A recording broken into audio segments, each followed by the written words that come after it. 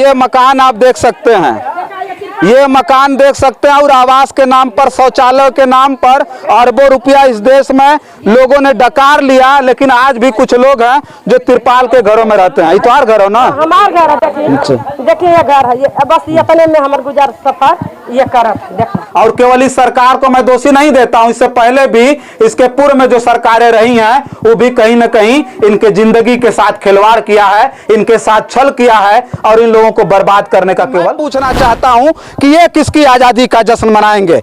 ये किसकी आजादी का जश्न? उन पूंजीपतियों के या उन बड़े नेताओं के जो आज लग्जरी जीवन जी रहे हैं, एसी में सुबह से लेकर शाम तक और रात भर एसी में गुजार रहे हैं, बड़ी बड़ी लग्जरी गाड़ियों से चल रहे हैं, उनकी आजादी का ये जश्न मनाएं या अपनी आजादी का जश्न मनाएं? और अपनी आजादी का जश्न मनाएं तो किस हाल में मनाएं बताइए ना। इनके पास आज ठीक से पहनने के लिए कपड़ा नहीं है, खाने के लिए रोटी नहीं है, इनके बच्चों को पढ़ने के लिए उस तरह की उचित व्यवस्था नहीं है।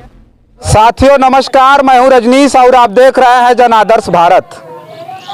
साथियों जनपद गाजीपुर में है और बड़े गौरव की बात है कि इस बार हम आज़ादी की 75वीं वर्षगांठ बड़े धूमधाम के साथ मनाए हैं और अभी भी उसे अमृत महोत्सव के रूप में सेलिब्रेट कर रहा है पूरे देश के लोग। तो सबसे पहले पूरे देश के लोगों को इस 75वीं वर्षगांठ पर ढेर सारी शुभकामनाएं। जहां पर मैं आज उपस्थित हूं, हमारे पीछे एक झोपड़ी देखिएगा और इस झोपड़ी की शक्ल देख करके आपको समझ में आएगा कि ऐसी चीजें तो आदिवासी इलाकों में मिलती थी। हम जनपद गाजीपुर, उत्तर प्रदेश के जनपद गाजीपुर में मैं कहाँ दिखा रहा हूँ और उससे भी बड़ी चीज मैं दिखा रहा हूँ और ये गौरव है इन लोगों का, जिस गरीब, जिस जो है कमजोर लोगों के बीच में, जिस कमजोर तबके के बीच में मैं खड़ा हूँ। आप देख रहे हैं इसी घर के ऊपर राष्ट्रीय ध्वज फहराया जा रहा है और धन्य हमारे देश के प्रधानमंत्री महोदय, जिनके एक आग्रह पर इस देश के लोगों ने कभी ये नहीं सोचा कि आज तक मुझे घर तो मिला नहीं, आज हम रहने के लिए मतलब आसमान के नीचे रहने के लिए मजबूर हैं, आज हम छप्परों में रहने के लिए मजबूर हैं, टीन में रहने के लिए, मिट्टी के घरों में रहने के लिए मजबूर हैं। लेकिन आपके आग्रह पर इस देश के लोगों ने अपने झोपड़ी पर भी ध्वजारोहण किया है, आप देख सकते हैं। और ये चीज मैं दिखा रहा हूं, मैं जहां उपस्थित हूं, पिछली वीडियो हमने दिखाया था, यही सौरी गांव है जहां तहसीलदार महोदया का एक वीडियो वायरल हो गया था। यहां आवासीय पट्टा किया जा रहा है, यहाँ के ग्राम प्रधान के द्वारा बताया जा रहा है और उसमें पैसा लेकर के पट्टा करने की जब बात आई, वीडियो वायरल हुई, तो हम लोग जब इस गांव में आए तो पता चला कि ऐसे लोग इस गांव में हैं जिनके पास आज घर नहीं है, जमीन नहीं है, रहने और बहाने के लिए कहीं पानी का साधन नहीं है, इनके पास जल नल की आज तक व्यवस्था नहीं है। उन लोगों के नाम से पट्टा न करके ऐसे लोगों के नाम से पट्टा किया जा रहा है जिनके पास संचित भूमि है, जिनके पास पैसा है, जिनके पास बिल्डिंगें हैं और जिनके पास गाड़ियां हैं। आपको हम दिखा रहे हैं जहां खड़े हैं, ये सौरी गांव है, ये बनवासी बस्ती है। और यहां मैं आया जब 15 अगस्त से पहले हमने एक वीडियो आपको भेजी थी बनवासी बस्ती की, आप लोगों ने देखा था। आज 15 अगस्त के बाद आज मैं फिर यहाँ वीडियो बना रहा हूँ और बहुत सारी महिलाएं इस गांव खड़े हैं। किसका घर है ये घर किसका है? कहाँ है? लाइए, चला वहीं आओ, के हो? आ जा इधर आओ, आओ वहीं आओ। कहाँ नाम है तुम्हारा?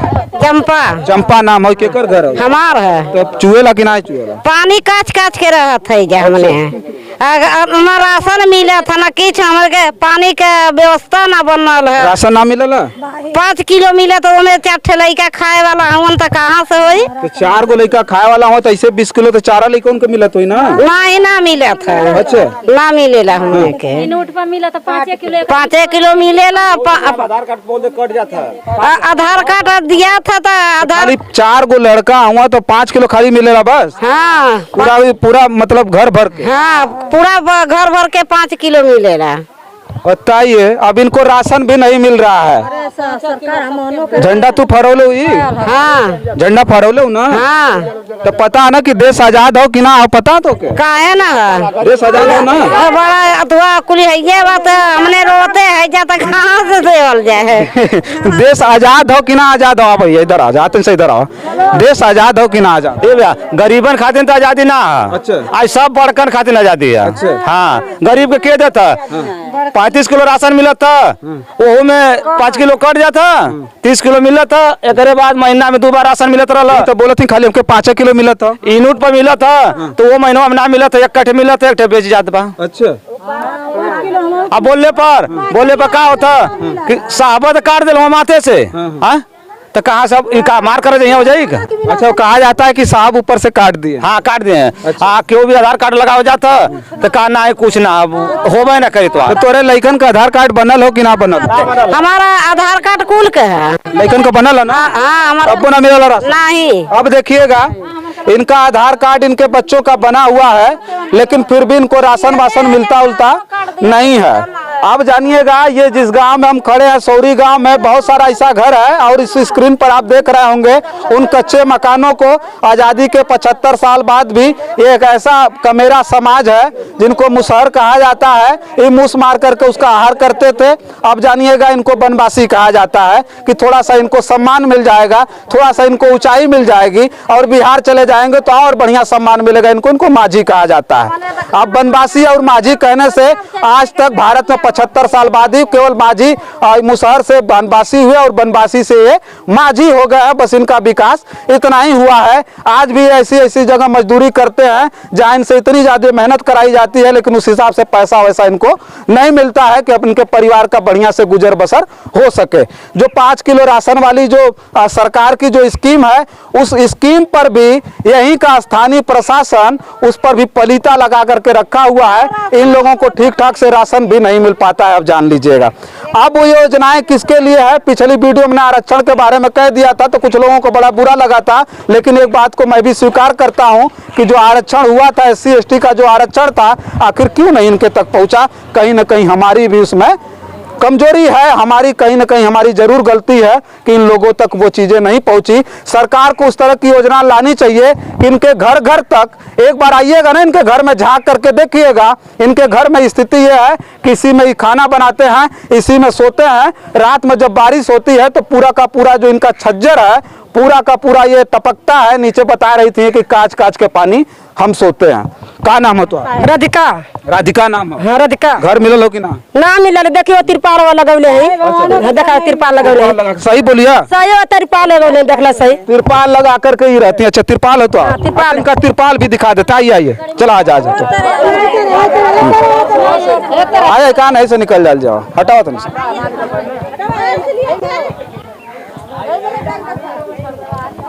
आइए आइए। हाँ, हाई देख लीजिए, इनका जो है नाली की व्यवस्था, इनकी कितनी स्वच्छ नाली की व्यवस्था है। और भारत के प्रधानमंत्री महोदय आपने स्वच्छता अभियान के लिए पता नहीं कितना करोड़ों रुपया, अरबों रुपया आपने बहा दिया देश के लिए। देखिए गरीबों का क्या हाल है। हाई देख लीजिए। अब देखिएगा, ये मकान आप देख सकते हैं, ये मकान देख सकते हैं। और आवास के नाम पर, शौचालय के नाम पर अरबों रुपया इस देश में लोगों ने डकार लिया। लेकिन आज भी कुछ लोग हैं जो तिरपाल के घरों में रहते हैं। इतवार घर हो ना? हमार घर है। देखिए ये घर है, ये बस ये अपने में हमार गुजार सफर ये करत। देखो हल ली ना, हाल के देख ले। देखिए आ रहा है हम, इनका देख ले, देखिए। अब इस घर में यही इनका जो है खाना बनाने का चूल्हा है। थोड़ा सा चूल्हा दिखा दीजिए। और सब रसोइया का इनका सामान है। अब बताइए कि मैं माथा न पीटूं तो क्या करूं। और ये चीज मैं जब दिखाऊंगा तो लोगों को बड़ा बुरा लगेगा। और केवल इस सरकार को मैं दोषी नहीं देता हूं, इससे पहले भी इसके पूर्व में जो सरकारें रही हैं वो भी कहीं ना कहीं इनके जिंदगी के साथ खिलवाड़ किया है, इनके साथ छल किया है और इन लोगों को बर्बाद करने का केवल काम किया। आप देखिए, इसमें मैं खड़ा भी नहीं हो पाऊंगा, हमारी हाइट भी बहुत बड़ी नहीं है, फिर भी मैं खड़ा नहीं हो पाऊंगा। पूरी तरह से इसमें धुआं भरा हुआ है। और अब सरकार की तरफ सिलेंडर ना मिल रहा, कुछ ना मिलल, ना मिलल। अरे बाप रे। देखिए, इसमें मैं खड़ा नहीं हो पाऊंगा क्योंकि पूरी तरह से इसमें धुआं भरा हुआ है। और एक छोटा सा घर साहब जिसपे आप ठीक से खड़े भी नहीं हो पाएंगे, खड़े भी नहीं हो पाएंगे। और किधर है? आप देखिएगा, घर उधर है, आप एक घर इधर है, देखिए। हाँ हाँ, दिखाओ थी, दिखाओ। अब देखिए घर यहाँ है, ये आरसीसी प्रधान जी ने दिखाया गया कि आरसीसी है। अब देखिए ये जो है उनका घर है, उधर भी आप देख लीजिए। आप घर में घुस करके दिखाना भी मुझे ठीक नहीं लग रहा है, क्योंकि इनका भी जो सम्मान है वो कहीं ना कहीं मैं लोगों के बीच में दिखा करके इनके सम्मान के साथ आघात कर रहा हूं। और आज़ादी के 75 साल बाद मुझे चिल्ला करके बड़ी बेशर्मी फील हो रही है, जान लीजिएगा। क्योंकि 15 अगस्त को तो हमने खूब बढ़िया से मनाया, 16 अगस्त को भी खूब बढ़िया से बनाया, आज़ादी का अमृत महोत्सव चल रहा है। और संयोग बस आज मैं जब इस गांव में आ गया तो मजबूरन इन महिलाओं ने कहा कि आइए साहब एक बार हमारे घर को चल करके देखिए, हमारी स्थिति को देखिए। हमारी स्थिति इतनी बदतर है कि आज भी हम लोग उस तरह से जी रहे, सन 1947 में जिस तरह कीड़ों और मकोड़ों की तरह हम जी रहे थे, ठीक आज उसी तरह से हम जी रहे हैं। लेकिन अब सवाल सबसे बड़ा उठता है कि आज़ादी का जो अमृत महोत्सव है, उस अमृत महोत्सव में यहाँ तक तो अमृत नहीं पहुँचा, लेकिन आने वाले समय में पता नहीं कब अमृत महोत्सव फिर मनाया जाएगा। सरकार की तरफ से ऐलान होगा, सरकार की तरफ से आग्रह होगा कि जाइएगा अपने घरों के ऊपर झंडा फहराइएगा और इस आज़ादी का जश्न मनाइएगा। लेकिन मैं पूछना चाहता हूँ कि ये किसकी आज़ादी का जश्न मनाएंगे?